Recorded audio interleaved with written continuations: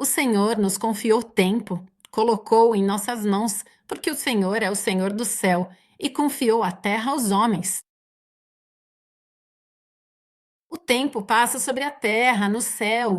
Estamos na eternidade. Portanto, ao nos confiar a terra, ele também nos confiou o tempo.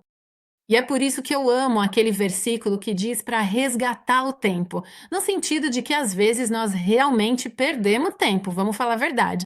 Às vezes não damos o devido valor ao tempo e acabamos usando de uma forma que não é frutífera, quando poderíamos dar frutos e não o fazemos. Não devemos cair nessa situação.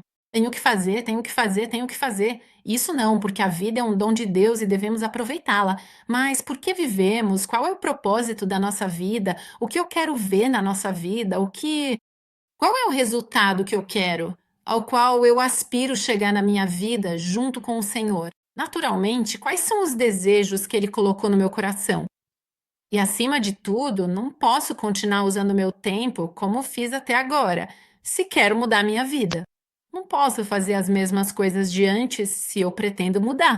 Eu não posso dizer eu gostaria, mas eu preciso tomar uma posição e decidir usar uma das coisas mais preciosas que temos para administrar, que é o tempo, porque a sabedoria vem do Senhor, o entendimento vem do Senhor, o conhecimento, glória a Deus.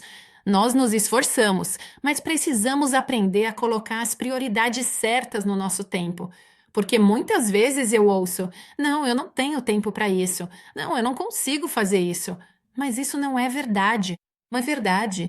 Uma vez eu fiz um vídeo, alguns meses atrás. Você tem tempo para ficar com raiva? Você consegue ficar bravo às vezes? Você consegue se sentir ofendido? Então isso significa que você tem tempo e está usando mal o seu tempo, porque está usando o seu tempo para entregá-lo a um demônio da raiva. Se usa o seu tempo para entregá-lo a um demônio da tristeza.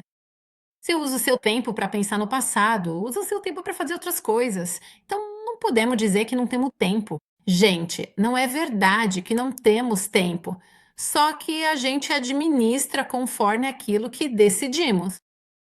Existem casos extremos em que somos obrigados a fazer coisas que não podemos administrar de outra forma, mas são raros. Vamos falar a verdade? Vamos falar a verdade. Muitas vezes, na maioria das vezes, depende de nós, a que demos prioridade. Aquilo a que damos prioridade é o que governa a nossa vida. Somos governados pelo que priorizamos. É isso que governa a nossa vida.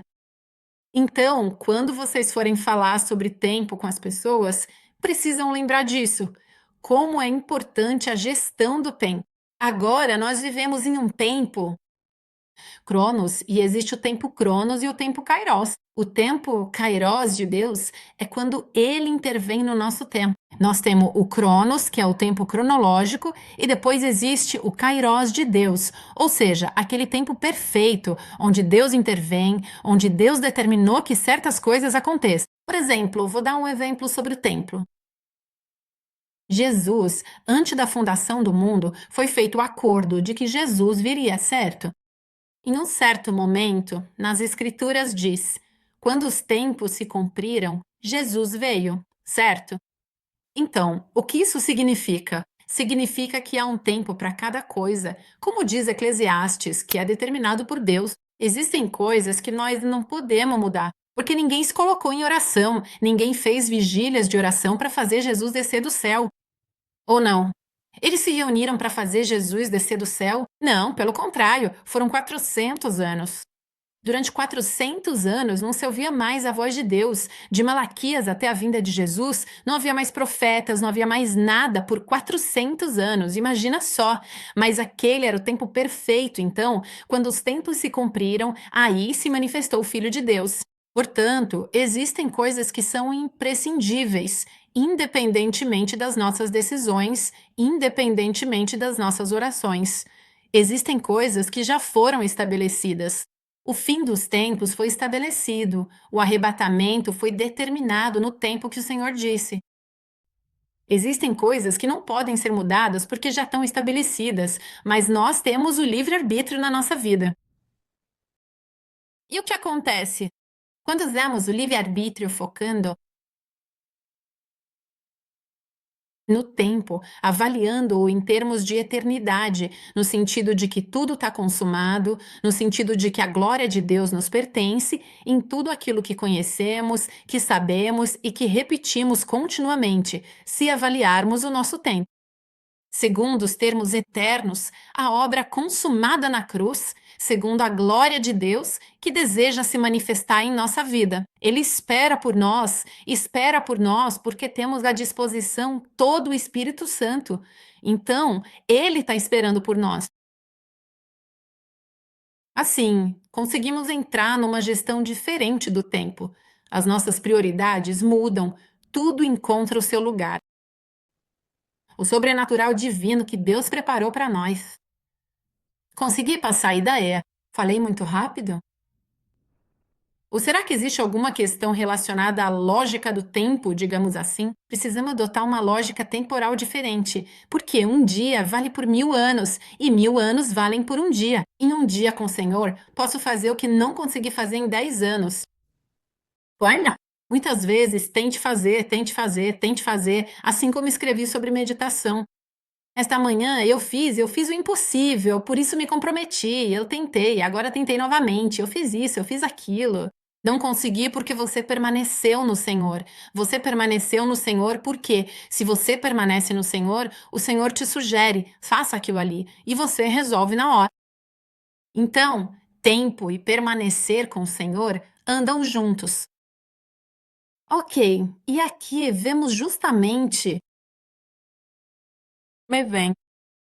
No nosso tempo, Cronos, queremos ver para crer. Se eu não vejo algo, não acredito.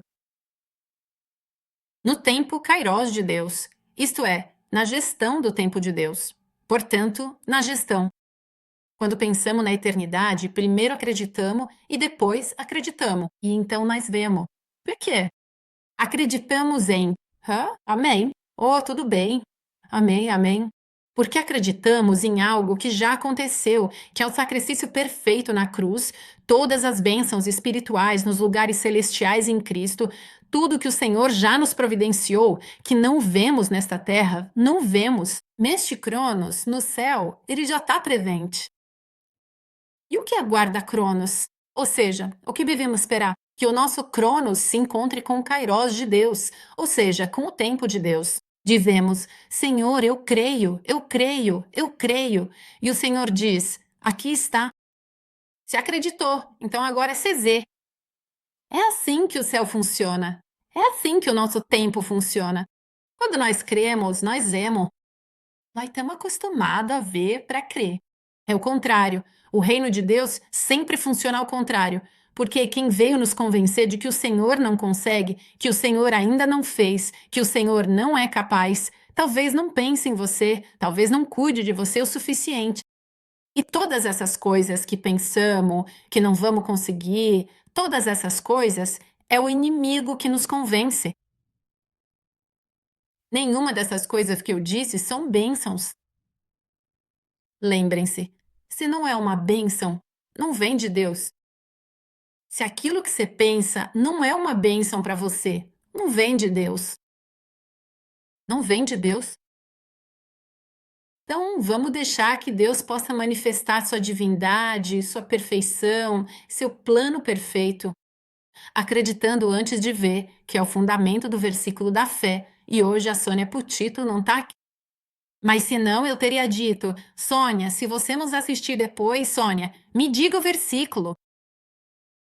A fé é a certeza das coisas que se esperam, a demonstração de realidades que não se veem, mas que já existem.